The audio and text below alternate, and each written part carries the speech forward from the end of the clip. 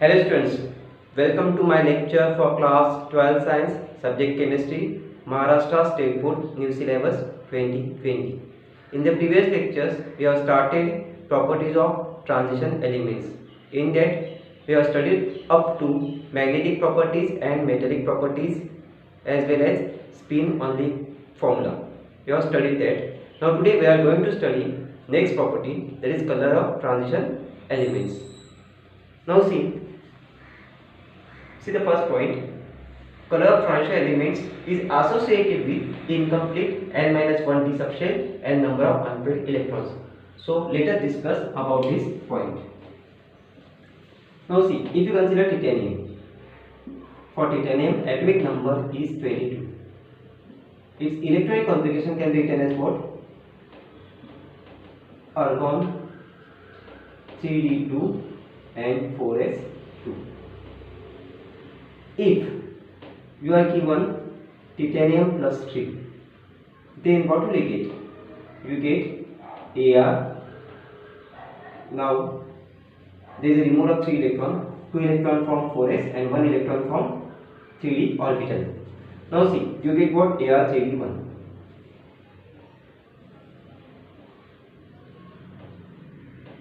I am showing on the d orbital.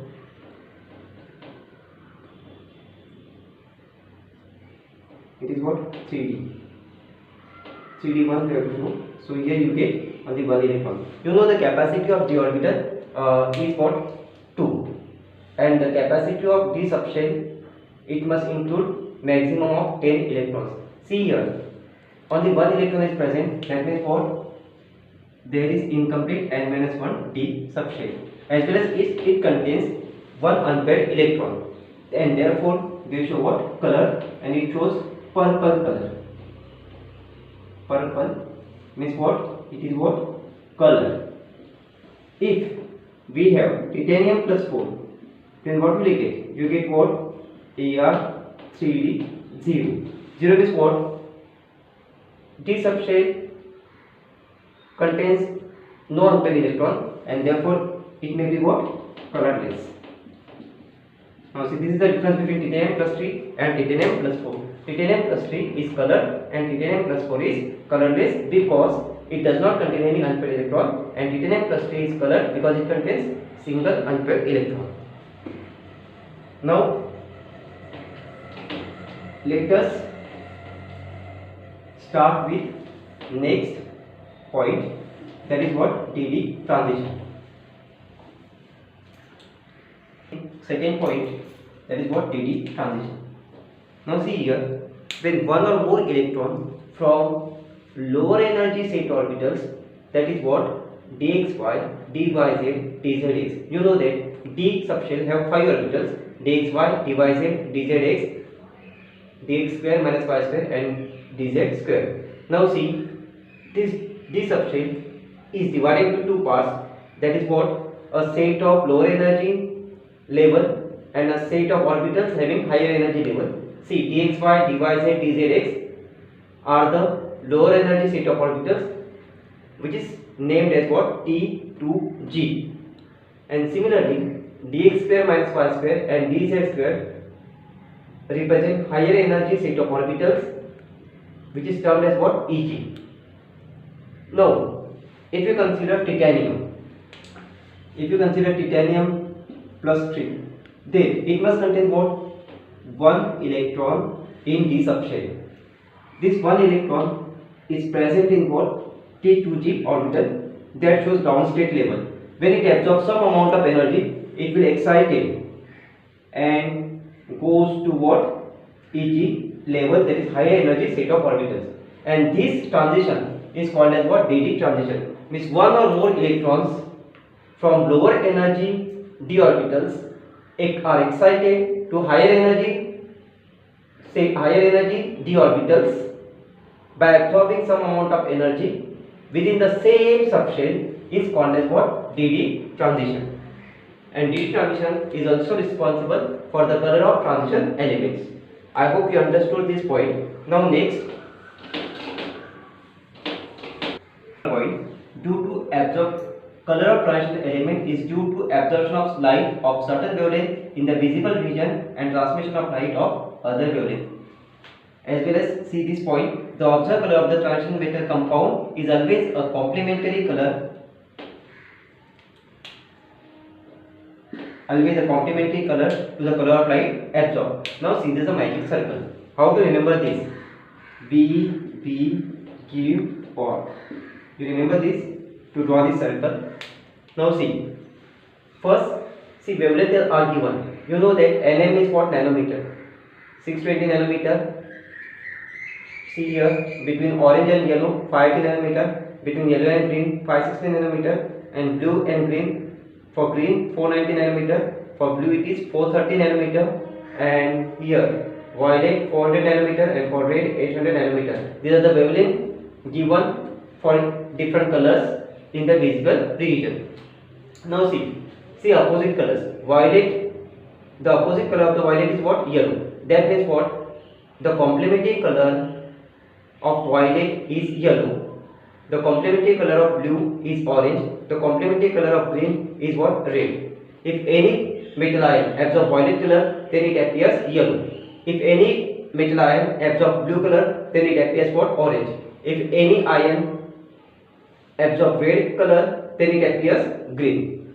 So this is what the observed color of the transition metal compound is always a complementary color to the color of the light absorbed. Now next we will consider, that is what? Charge transfer transition. Charge transfer transition is responsible for the color of potassium dichromate K2Cr2O7, as well as potassium permanganate, as well as nickel DMG complex.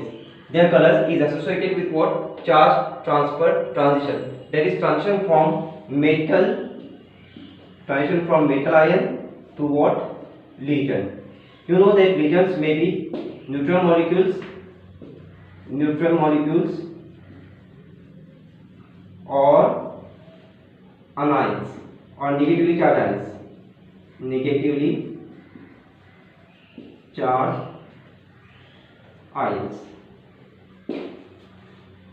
See, it is about what? Charge transfer transition. That is what? Transition from metal ion to legion. Legion means what? Neutron molecules or negatively charged ions. And this is responsible for the color of potassium dichromate, potassium permanganate, nickel methyl oxide complex, etc.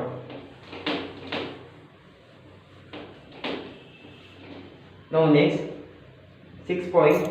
Now see, color of transition elements also depends upon what nature of legions links to metal ion, as well as geometry of complex formed by metal ion.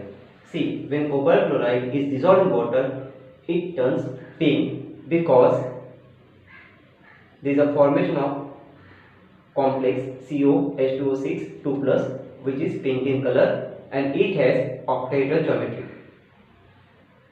But when in that solution hydrochloric acid is added, then what happens? Then it turns deep blue, because there is a formation of COCl4 2- complex, and which has tetrahedral geometry. Means the color of the transition elements depends upon geometry of complex. Here geometry is octahedral, and therefore this solution have this complex of color pink, and here COCl4 2-, this has tetrahedral geometry, and the solution becomes what? Deep blue. I hope you understood this color of transition elements. Now we covered all these points for the color of transition elements. I hope you understood all this. See the reaction properly, and see charge. For water is about neutron molecules. Its charge is 0, and therefore you get what? 2+ charge for this complex, because CO having 2+ charge, that is cobalt ion. Now here you got what? COCl4. Why? Because Cl having -1 charge, so -4, and cobalt having +2 charge, so -4 + 2, you get what? 2-, and therefore this complex have 2- charge. We have to study this in detail in coordination compounds. How to give charge to this complex compound. Now it is enough for the color of transition elements. We must study next property, that is what? Catalytic property. First we must know about the meaning of catalytic property. The property of metal to act as a catalyst to increase the rate of chemical reaction is called as what? Catalytic property. And transition elements shows catalytic properties due to variable oxidation state as well as large surface area. First we will see variable oxidation state. Due to variable oxidation state, transition metals show path of lower activation energy. You know that if any reactant have high activation energy, then they require more time to become active, and therefore the reaction takes more amount of time. But catalysts provide a path of lower activation energy, and therefore the reaction takes very less time to complete. So see here, A plus B, these are the reactants, and C is what? Catalyst.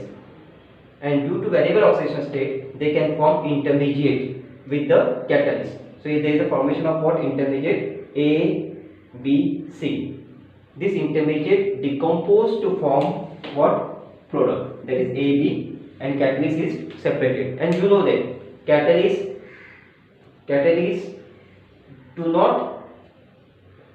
not take active part in the chemical reaction, but it will increase the rate of reaction and finally it must be released.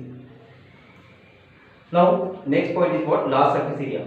Transition metal provide large surface area, and therefore it provide large surface area for the reactant to get absorbed on that surface, and therefore there is a more concentration of reactant which weakens the bond between the reactant molecules, and this is responsible for lower activation energy, and so the rate of reaction will be decreased. Now we will see some examples relating catalytic property. Now see, these are the examples for the catalytic property. See, decomposition of KClO3, that is potassium chlorate, require manganese dioxide as a catalyst. Then manufacture of ammonia by Haber process require molybdenum Fe catalyst. Then Fischer-Tropsch process, which is used for synthesis of gasoline, it requires cobalt thorium alloy as a catalyst. Now for hydrogenation of oil, that you know, it requires nickel catalyst. Then next is what? Contact process. For the manufacture of sulfuric acid, it requires platinum asbestos as what? As a catalyst. Similarly, for the formation of carbon dioxide from carbon monoxide and water, it requires Fe chromium catalyst. Fe means what? Iron, and Cr means what? Chromium catalyst. This is about what? Catalytic property of transition elements. We will see next property, that is formation of interstitial compound. When small atoms like hydrogen, carbon or nitrogen, when small atoms like hydrogen, carbon or nitrogen are trapped inside the interstitial spaces present in the transition metals, then the compounds of form are called as interstitial compounds. For example, steel, cast iron, titanium carbide, iron carbide, nickel hydride, etc. These are what? Interstitial compounds. And you know that their properties of parent metals are modified, and the interstitial compounds show better properties than the parent metal. See the properties of interstitial compounds. Interstitial compounds are hard and good conductors of heat and electricity. Then their melting points are greater than parent metal, as well as their densities are less than parent metal. As well as see, metallic carbides, they are what? Chemically inert. Metallic carbides, see here, titanium carbide and iron carbide. Titanium carbide is used for cutting tools, as well as iron carbide is used in the manufacture of what? Steel.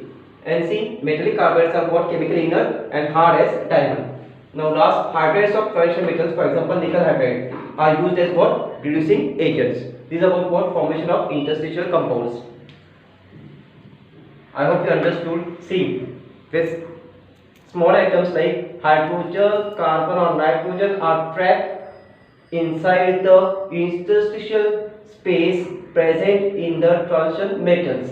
The compounds of form are called as interstitial compounds. Remember that. And these are what properties of interstitial compounds. These are the examples: steel, cast and etc. Steel is what? Steel contains carbon and iron. With carbon, what happens here? Suppose these are what? These are Fe metals, and here this is what interstitial space. So here this represents what? Carbon, and these are what? Fe. So it is what? Steel. Here again can show carbon. So this is what? Steel. That already we have studied in what? Solid state. Property formation of alloy. Already we have studied about alloy in the school level. Alloy means what? It is a mixture of what? Metals, one or more, two or more metals, or metal and non-metals, etc. Now see, alloys are of two types: ferrous alloy and non-ferrous alloy. Ferrous alloy means what? They contain more percentage of iron, and non-ferrous alloy means what? They do not contain iron, but they contain transition metals along with other non-transition elements. Now see, nickel steel, chromium steel and stainless steel. These are the example of what? Ferrous alloy, and they contain 2% carbon. But here see, brass. Brass is what? Non-ferrous alloy. Brass do not contain any iron. Brass is a alloy of what? Copper and zinc. It do not contain any iron. So it is what? Non-ferrous alloys. See, bronze. Bronze is a alloy of copper and tin. Tin is what? Sn. See the properties of bronze. Bronze is what? Strong, tough and corrosion resistance. Therefore, they are used for making statues, medals, bronze medal that is, and trophies. Now see, next is what? Cupranickel alloy. It is used for making machinery parts of ships, boats, especially to make marine condenser tubes. Now see, third, stainless steel. Stainless steel, you know that. You are familiar with the stainless steel. Utensils are made with what? Stainless steel. It is also used for construction of the outer fuselage of ultra high speed aircraft. This is used in what? Making aircraft. Now next is what? Nichrome alloy. Nichrome alloy is a alloy of what? Nickel and chromium. It is used for gas turbine engines. Now next, titanium alloy. It is used for what? For ultra high speed flight, fireproof bulkheads, as well as in exhaust stoves. These are the uses of alloys. You must remember all these things. Today we have completed color of transition elements, catalytic property, formation of interstitial compounds, and last one is what? Formation of alloys. So today we have completed 4 properties. Study well, go through the videos. If you have any doubt, you can put it in comment box. Thank you very much.